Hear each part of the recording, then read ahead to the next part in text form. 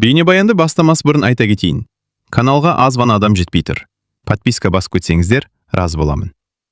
Бұл оқиға шын өмірден алынған. Жүрегіңізді тебірентетін, ойландыратын шынайы әңгімелерді осы видеодан тамашалаңыз. Кешкі уақыт еді. Күн батып, ауыл іші біртіндеп тынышталып жатқан. Жаздың соңы болғандықтан ауада әлсіз ғана салқын бар. Адамдар малын жайлап, үй-үйіне кіріп кеткен кез. Сол күні мен үйде жалғыз отырғанмын.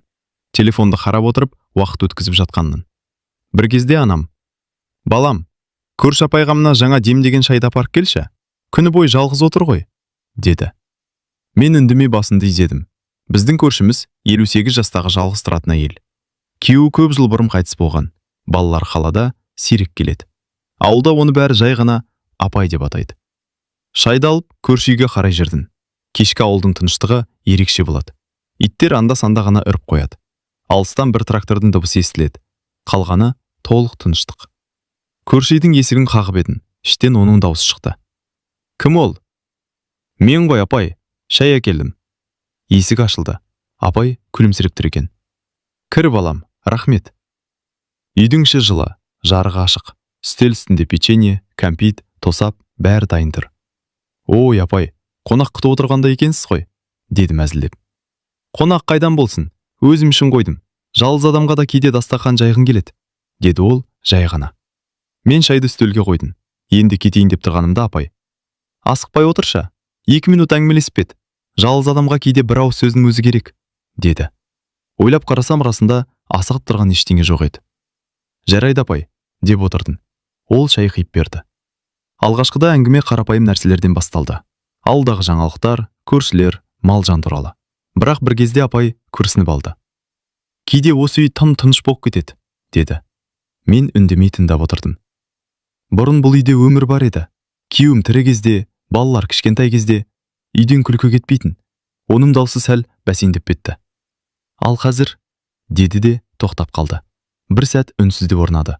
Сосын ол маған қарап: «Сен шаршап тұрған жоқсың ба?» деді. «Жоқ». «Онда тағы бір шай іш». Мен басымды изедім. Уақыт қалай өткенін байқамай қалдық. Әңгіме бірінен кейін бірі жалғасып жатты. Сағатқа қарасам, түнгі 11 болып қалыпты. «Ой, апай, кеш болып кетіпті. Мен үйге қайтайын», дедім орнымнан тұрып. Ол маған біртүрлі қарап қалды. Сосын жай ғана айтты: «Бүгін ерте кетпе». Мен таңғалып: «Неге?» дедім. Ол терең дем алып: «Кейде адамға біреу керек болады, сөйлесетін, жай ғана қасында отыратын». Мен қайта отырдым. Сол кезде ғана байқадым, апайдың көзінде біртүрлі мұң бар екен. «Білесің бе?» деді ол. «Менің өмірімде ешкімге айтпаған бір әңгіме бар». Мен үнсіз тыңдап отырдым. Тіпті балаларым да білмейді. Үйдің ішінде тыныштық орнады. Тек қабырғадағы сағаттың тықылы ғана естіледі. Апай баяу сөйлей бастады. «Мен 58 жаста болсам да, адамдар ойлағандай өмір сүрген жоқпын». Мен не айтарын түсінбей қарадым. Ол бір сәт үнсіз қалды. Сосын маған тіке қарап: «Бүгін сол әңгімені саған айтқым келеді». Сағат түнгі 12-ге жақындап қалған. Мен енді үйге қайту керек екенін ойладым. Бірақ апай сөзін жалғастырды: «Сен кетсең, мен тағы жалғыз қалам». Оның даусы бұрынғыдан әлсіз шықты. Сосын жай ғана айтты: «Бүгін кетпе, аздап бірге отырып кет». Сол сәтте мен бұл кеш жай ғана көршіге шай апарып айтатын кеш емес екенін түсіндім.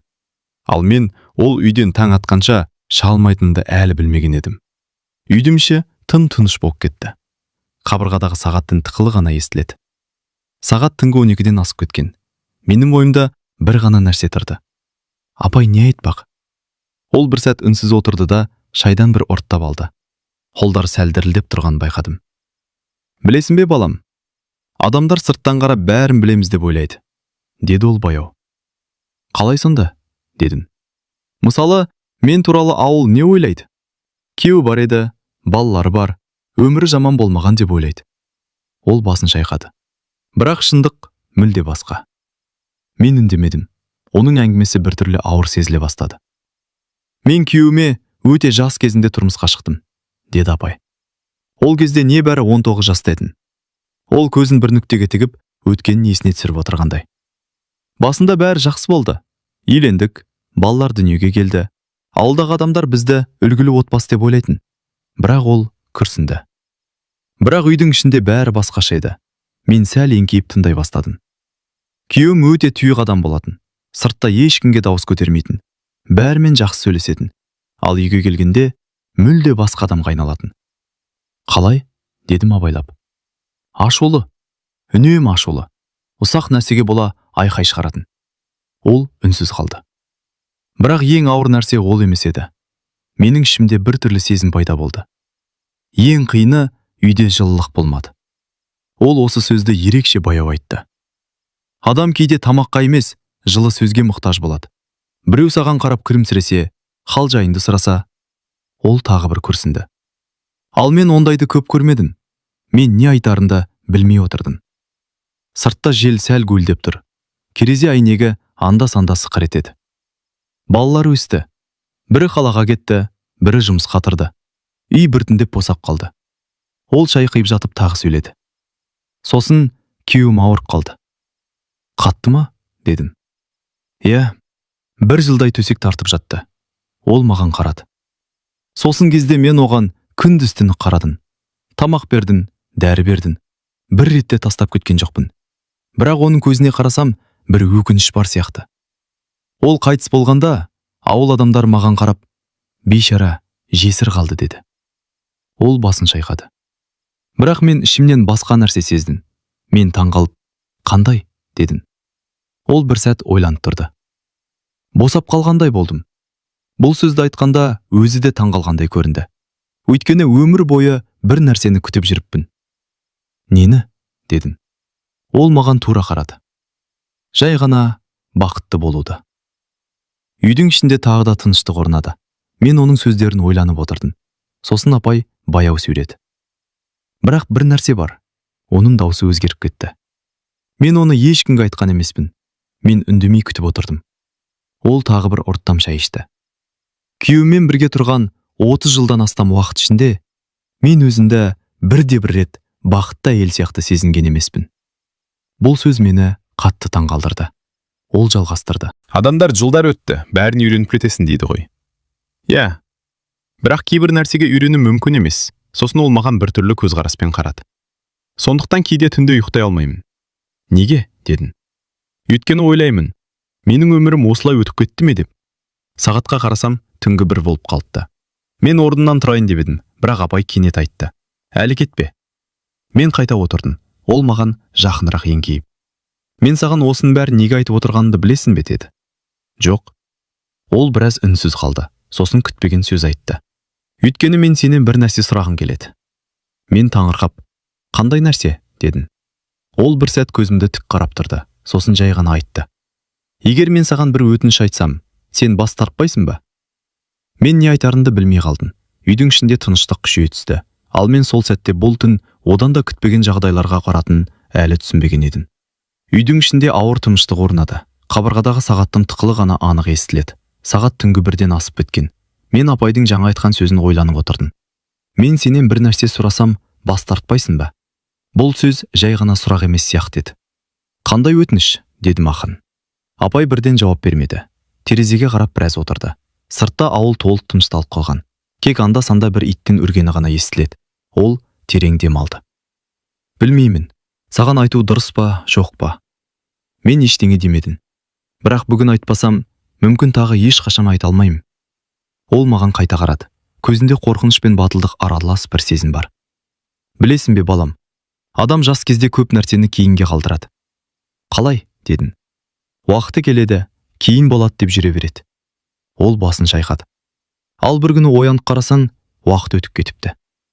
Мен оның сөзін үнсіз тыңдап отырдым. Мен де солай өмір сүрдім, деді апай. Күйеуім тірі кезде үндемедім, балалар шыншытатын. Бір күні бәрі өзгереді деп ойладым. Ол күрсінді. Бірақ ештеңе өзгермеді. Сосын маған қарап. Қазір мен 58 жастамын. Үйдің жарығы оның жүзін анық көрсетіп тұр. Жасына қарамай, жүзінде бір ерекше сұлулық бар еді. Кейде айнаға қарап ойлаймын, деді ол. Менің өмірім қайда өтті деп. Мен үнсіз қалдым. Ол сөзін жалғастырды. Білесің бе, мен өмір бойы бір нәрсені қатты қаладым. Нені? Ол біраз үндемей отырды. Сосын жай ғана айтты. Жай ғана. Біреудің жанында өзімді тірі адам сияқты сезінуді. Бұл сөз мені біртүрлі ойға қалдырды. Ол тағы сөйледі. Қазір менің балаларым бар, туыстарым бар. бірақ олардың әрқайсының өз өмірі бар.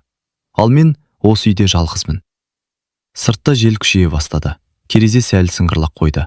Апай маған жақынырақ еңкейіп: "Сондықтан бүгін сені тоқтаттым", деді. Мен оның сөзін түсіне бастағандай болдым. Мен жай ғана бір түн жалғыз қалғым келмейді. Ол бұл сөзді өте баяу айтты. Мен не дерімді білмей отырдым. "Қорықпа", деді ол кенет күлімсіреп. "Мен сенен жаман нәрсе сұрамаймын." Бірақ оның көзқарасы бәрібір бір түрлі. "Мен тек сөйлескім келеді." Түн бойы ма? Дедім жартылай әзілдеп. Ол басын изеді. "Иә, түн бойы. Мен сағатқа қарадым. Түнгі 2-ге жақындап қалған. Үйдегілер іздемей ме?" деді апай. "Жоқ", дедім. "Менің бөлмем бөлек." Ол бір сәт тынышталып қалды, сосын кенеттен күлімсіреп: "Онда жақсы." Бірнеше минут біз тағы әңгімелесіп отырдық. Бұл жолы әңгіменің тақырыбы жеңілдеу болды. Апай жастық шағында қызықтарды айтып берді. Бір кезде ол күліп жіберді. "Сен білесің бе, мен жас кезде ауылдағы ең би билейтін қыздардың бірі болдым." "Рас па?" дедім таңғалып. "Әрине. Той болса мені міндетті түрде ортаға шығаратын." Оның жүзінде сол кездерде еске алған қуаныш байқалды. Бірақ сол сәтте ол кенет үнсіз қалды. "Қызық", деді баяу. "Сол кезден бері мен түнде біреумен осылай ұзақ сөйлескен емеспін." Сағат 3-ге жақындап қалған. Мен орнымнан тұрып: "Апай, мен кетейін бе?" дедім. Ол бірден жауап бермеді. Сосын ақырын ғана айтты: "Әлі ерте." "Ерте?" "Иә." Ол маған қарап: "Бүгін мен ұйықтағым келмейді." Мен таңғалдым. "Неге?" Ол жай ғана жауап берді: "Өйткені бүгін мен ұзақ уақыттан бері алғаш рет өзімді жалғыз сезінбей отырмын." Бұл сөз менің жүрегіме біртүрлі әсер етті. Сол сәтте мен бұл түннің әлі де ұзақ жалғасатынын түсіндім. Ал ең қызығы, бұл түннің ең күтпеген сәттері әлі алда еді. Сағат түнгі 3-тен асып кеткен. Ауыл іші мүлде тыныш. Сыртта тек желдің баяу гуілі ғана естіледі. Үйдің ішінде екеуміз ғана отырмыз. Шай әлде қашан суып қалған, бірақ әңгіме тоқтаған жоқ. Апай креслоға жайғасып, терең ойға кеткендей көрінді. Мен де үнсіз отырдым. Осы түннің өзі біртүрлі сезім қалдырып жатқан. Бір кезде апай басын көтеріп маған қарады. "Шаршаған жоқсың ба?" деді. "Жоқ", дедім. "Ұйқың келмей ме?" "Жоқ, апай." Ол күлімсіреп қойды. "Жас кезде ұйқы тез қашады ғой." Бір сәт үнсіздік орнады. Сосын ол кенет сұрады: "Сен ешқашан өмірің туралы қатты ойланып көрдің де?" "Қалай?" "Мысалы, мен дұрыс өмір сүріп жүрмін бе?" деп. Мен иығымды көтердім. "Кейде ойлаймын." Апай басын изеді. "Мен де соңғы жылдары көп ойлайтын болдым." Ол терезеге қарап отырып сөзін жалғастырды. "Әсіресе түнде." "Неге түнде?" "Өйткені түнде ешкім жоқ. Адам өз ойымен ғана қалады." Ол тағы күрсінді. Сол кезде өмірдегі көп нәрсе есіне түседі. Ол маған бұрылды. "Білесің бе, менің тағы бір құпиям бар." Мен таңғалып: "Тағы ма?" дедім. "Иә." Ол біраз үнсіз қалды. "Мен оны ешкімге айтқан жоқпын." "Неге?" "Өйткені адамдар түсінбейді. Үйдің жарығы оның жүзіндегі әрбір өзгерісті анық көрсетіп тұр." Ол бір сәт ойланып отырып: "Мен жас кезінде бір үлкен қателік жасадым", деді. Мен бірден қызығып кеттім. "Қандай қателік?" Ол маған қарап біраз отырды. "Мен өзім қалаған өмірді таңдамадым." "Қалай?" "Мен жүрегімді емес, адамдардың сөзін тыңдадым." Ол баяу сөйледі. "Жас кезде бір адамды жақсы көрдім." Бұл сөз мені таңғалдырды. Бірақ оған тұрмысқа шықпадым. "Неге?" "Ата-анам қарсы болды." Ол басын төмен түсірді. "Сөйтіп мен басқа адамға тұрмысқа шықтым." Үй ішінде ауыр тыныштық пайда болды. "Кейде ойлаймын", деді ол. "Егер сол кезде батыл болғанында өмірім басқаша болар ма еді деп." Мен оның жүзінен өкінішті көрдім. "Ол адам қазір қайда?" дедім. Апай сәл ойланды. "Білмеймін." "Көрмедіңіз бе кейін?" "Жоқ, тек бір рет." "Қашан?" "Көп жылдан кейін." Ол баяу күлімсіреп қойды. "Ол кезде бәрі кеш еді." Сосын апай орнынан тұрып терезеге жақындады. Сыртқа қарап біраз тұрды. "Кейде өмір адамға екінші мүмкіндік бермейді", деді ол жай ғана. Мен не айтарымды білмедім. Сағат 4-ке жақындап қалған. Мен орнымнан қозғалып: "Апай, таң атып қалды ғой", дедім. Ол терезеден бұрылып: "Иә, уақыт қалай өтті?" деді. Сол сәтте: "Тоқ! Тоқ! тоқ! Үйдің есігі кенет қатты қағылды. Екеуміз бірдей селк ете қалдық. Апай маған қарады. Бұл уақытта кім болуы мүмкін? Есік тағы қағылды. Бұл жолы бұрынғыдан да қатты. Мен орнымнан тұрып, Мен қарайын ба дедім. Апай бір сәт ойланып тұрды. Сосын жай ғана айтты. Иә, қарап көр. Мен есікке қарай баяу жүрдім. Сол сәтте жүрегім бір түрлі соғып кетті. Өйткені таң алдында біреудің осылай келуі әдеттегі жағдай емес еді. Ал мен есікті ашқанда бізді мүлде күтпеген адам күтіп тұрғанын әлі білмеген едім. Есікті ашқанда сыртта бір адам тұрды. Мен алғашында таныс емес біреу деп ойладым. Бірақ көзім шындықты бірден түсіндірді.